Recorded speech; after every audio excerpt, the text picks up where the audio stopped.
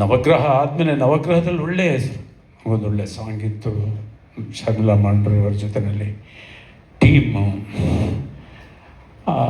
ಹಿರಿಯರ ಆಶೀರ್ವಾದ. ನಾನು ಅವರನ್ನು ಎಷ್ಟು ತಂದೆಯಾಗಿ ಪ್ರೀತಿಸ್ತೀನೋ ಅಷ್ಟೇ ಪ್ರೀತಿಯಾಗಿ ದರ್ಶನ್ ಅವರ ತಾಯಿ ಮೀನಮ್ಮ ಅವನನ್ನು ಪ್ರೀತಿಸ್ತಾ ಇದ್ರು. ಧರ್ಮ ಅಂದರೆ ಅಷ್ಟು ಇವತ್ತಿನವರೆಗೂ ಅಷ್ಟು ಪ್ರೀತಿ, ಬಹಳ ಪ್ರೀತಿಯಿಂದ ಒಬ್ಬ ಹೀರೋ ಆಗಿದ್ರೂ ಧರ್ಮನ ಅಷ್ಟೇ ಗೌರವ ಕೊಟ್ಟು ಪ್ರೀತಿಯಿಂದ ತನ್ನ ಸ್ವಂತ ತಮ್ಮನ ಥರ ದರ್ಶನ್ ಅವ್ರು ಇರ್ಬೋದು, ದಿನಕರ್ ಇರ್ಬೋದು, ಅವನನ್ನು ಅಲ್ಲಿ ಬೆಳೆಸಿದ್ರು. ಭಾಳ ಒಳ್ಳೆಯ ಹೆಸರು ಬಂತು.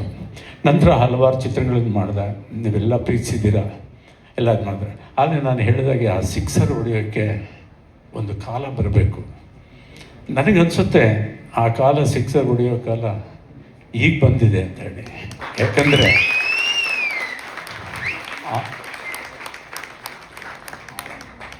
ಅನುಷ್ ಯುವಕರು ಅಂಡ್ ಕಷ್ಟಪಟ್ಟು ಮುಂದೆ ಬಂದಿರೋರು, ಅವ್ರಿಗೆ ದುಡ್ಡಿನ ಬೆಲೆ ಏನು ಅಂತ ಚೆನ್ನಾಗಿ ಗೊತ್ತಿದೆ. ಅಂಡ್ ಟೇಸ್ಟ್ ಇದೆ.